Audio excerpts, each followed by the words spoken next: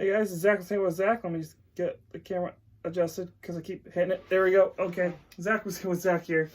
Drunk hockey mom trying to be part of this. I have been fighting a really bad cold, so. Yeah, she would have helped out earlier with the American Hockey League stuff this week, but I've not been feeling good. she hasn't been feeling that great. So we've just been kind of postponing her coming on. But today, we'll see. Saturday, what is today's date again? Blanking on it. The 11th? I want to say it's the 11th. I'm coming back from being sicker than a dog, and he's asking me. Yeah, Saturday, January 11th. That works. I was right. That date works for me. We're going to be doing kind of like a news around the league type of thing right up here. You guys have already seen me do this once, where kind of a couple of news items and then go over the last 5 games of a certain team that's been doing pretty good or doing pretty bad. So it's the second time we're doing this. She's doing her first one, and then later on we'll do the reviews of all the American Hockey League games and the National Hockey League games. And then that will be our stuff for the day.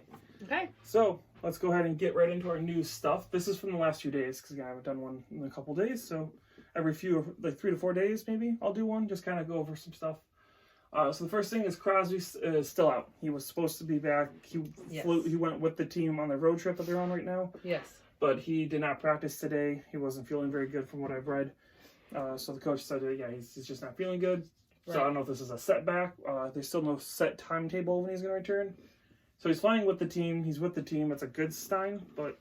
Yeah, they said they got him practicing with the injured players, and he's just going to kind of do his own thing until he's feeling like he's able to get on the ice. Yeah, and there's absolutely no rush to get him back right now. So, I mean, they're going to let him take as long as he needs. We'll go into the Penguins' last 5 games here because this team has been on a roll for a long time. I mean, honestly, since he's been out, they've been doing probably almost better than they were with him. So definitely no rush to get this guy back right now. Said he's been looking good, though. Coach say he looks good. Yep. Looking stronger every day. Yep. All right, so that is Crosby's situation, the Penguins kind of news. The next one, we have Patrick Marleau. He is going to become the 5th player in NHL history to play in 1,700 games tonight when they play against the Dallas Stars. So it's a big milestone for Patrick Marleau.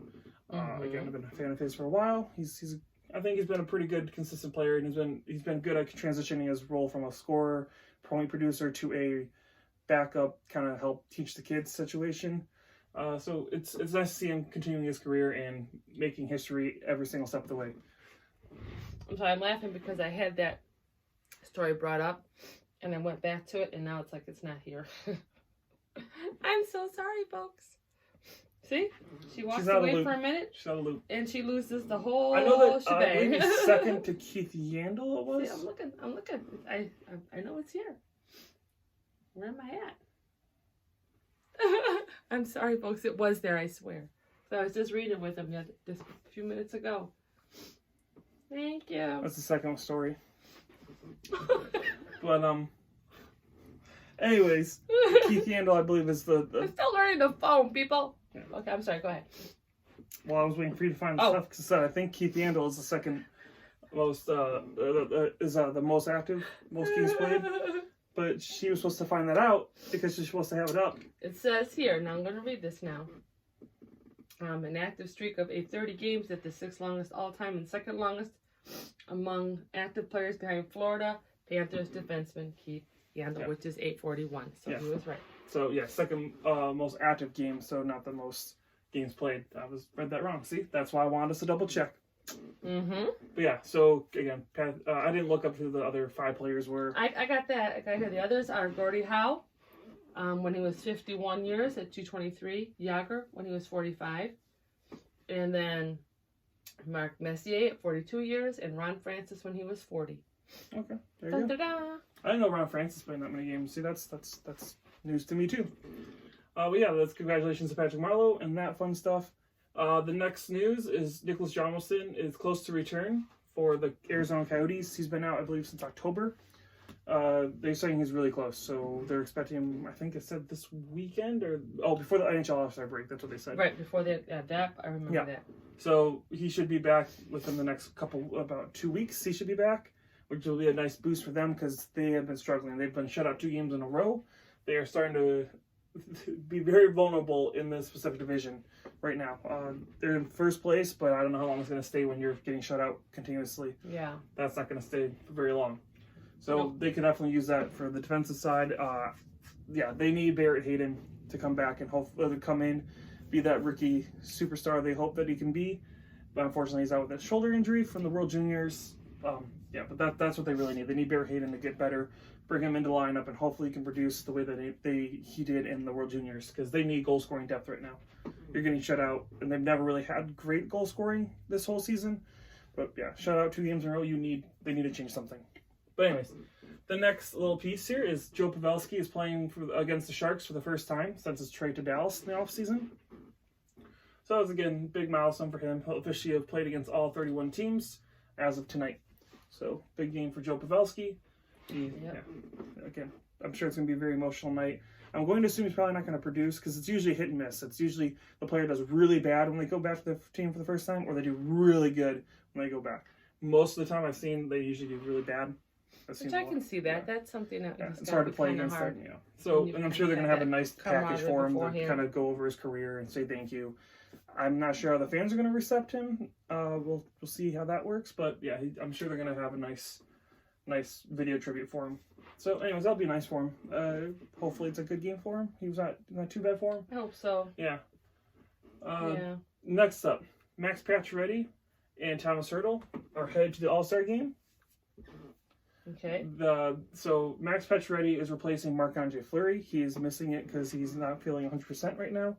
He's been dealing with the loss of his father, so he's just taking the time off, not doing this. So he's gonna get penalized for that. He's gonna miss a game. That sucks. Yeah, before or after the All-Star break, I believe that's how it works. If you say you're not going, so they replace him with Max Pacioretty from Vegas, and then Thomas Hertl is going to be replacing Logan Couture because he just got injured with a fractured ankle, I believe it was. So he's gonna be out. I think it was like 4 to 6 weeks, something like that, for the fractured ankle. Yeah. I'm looking. I'm trying. Yeah, but I know it's Logan Couture. I know it's fractured ankle. Yeah, so Hertl's going to replace him. That's a big loss for the Sharks, too. They've lost their captain for another at least month, I would say, at least. A fractured ankle. Again, I don't know how long that timetable is, but a fractured ankle, it's going to take at least, I'd say, 4 weeks minimum for him to come back. And who knows if it'll be the same after that, because the ankle is kind of important when you're skating. But yeah, okay. So Hertl and Pacioretty are both going to the All-Star game for the Pacific Division. That's a big news. And then we also talked about Jari and Chris Letang going for the Metro. So we'll see who else gets put in there. The last man in vote just ended yesterday, so I'm going to start looking to see if that's been updated to see who's been picked. And we'll do a video about who got picked for each division. I don't think this is working for most folks. I'm not tech savvy enough. Yeah, she's a little slow on the ball. I'm sorry. Yeah. But anyway. I'm missing the whole game. Yeah. Put that away. Yep. It was a try. It's a try. She'll get there. Last news of the day here. Gostisbehere out 3 weeks. I know this is a few days old. This may be 3 days old. Yeah, Shane Gostisbehere is out 3 weeks with an injury. So that's a big loss for the Flyers. Kind of, I'm thinking that they're trying to move him at the trade deadline. So he'll be back before that happens. But yeah, 3 weeks out is going to kind of hurt his trade value, I would think. I would think, in my opinion, if they do try to move him, maybe go to Edmonton might be looking for that. Detroit, maybe. I don't know. I'm trying to think of teams that need defense, and he's shown that he can produce defensively. It's just not working for him in Philly anymore. So I could definitely see Shane Gostisbehere gone out of Philly at the trade deadline. So anyways. When is the trade deadline again? I don't know what's happening. I know it's February sometime. Okay. Just want to put him on the spot once in a while. It makes me feel better. Yeah. I want to make sure I know all my facts. I believe it's in February. I want to say it's like the second week of February or something like that. Yeah. I'd be off. Again, we'll do coverage of it. I'm going to delve more into that once our All-Star game is over. We'll move on to trade deadline stuff. And I'm going to have a board up to kind of go through all the trades as they happen. Yeah. So you guys can keep track on the board. So that will be up somewhere. I don't know where yet. Again, as I've mentioned, we are building a new kind of set. We're designing it right now. So once that's up, I'm hoping we'll have that done by the end of the month. So we'll have room for that board, an extra board to keep track of all the trades. Every video, and we'll have all this stuff much nicer setup. So it's gonna look be patient, and we will have a very nice setup. The plan looks nice. Yeah, things always look different in reality. But go ahead. I'm sorry. Anyways, that's the news. I digress. We're going into the Pittsburgh Penguins now. So last time I did this, I talked about the Columbus Blue Jackets and their hot streak, and then they got beaten the next game. So let's see if that happens for Pittsburgh. Apparently, which I have to say, I hear some things about Columbus, which we can always. Yeah. Look where those guys are standing there. Yeah. I've mentioned that a lot. Where I might be over $10 soon. Yeah. But anyways, Pittsburgh Penguins. Throwing it out there, The folks. last 5 games, because this team's been on a hot streak. They have been ridiculously good, even though they're missing some huge key players.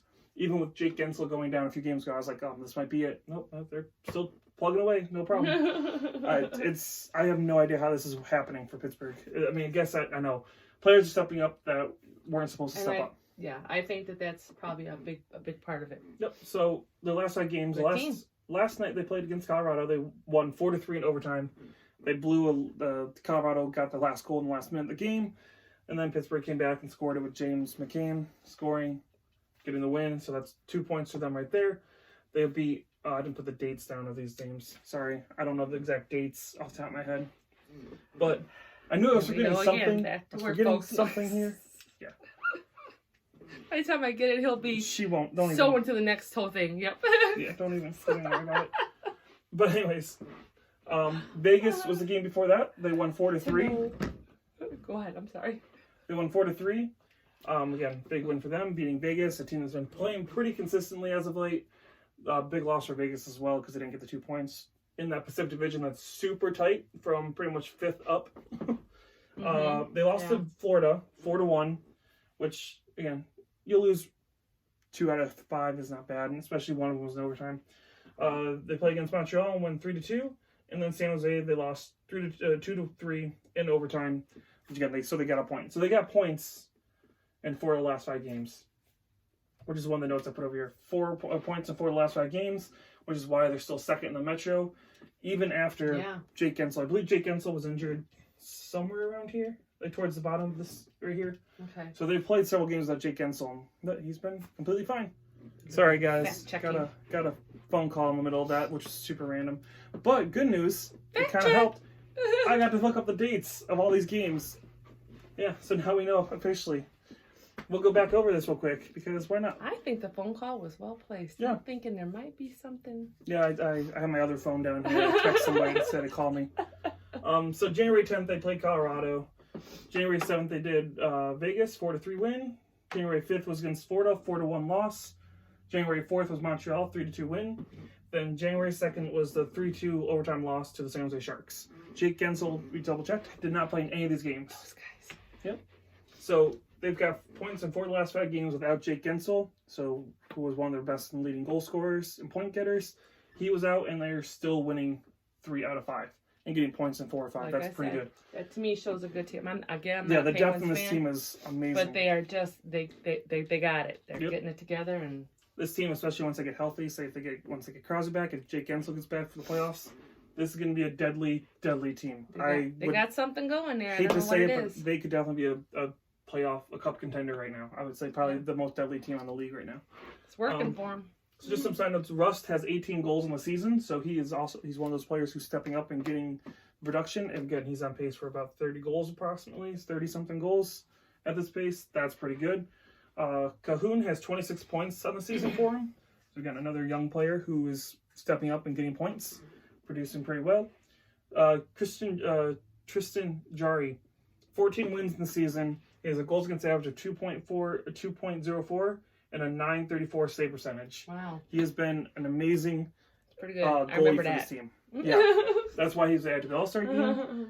That's why Matt Murray is a backup right now. He was, he has stepped up to be that All-Star goaltender right now. Matt Murray has always been pretty good, but these are numbers that like Marc-Andre did when they won the cups and stuff like that. This is what they want.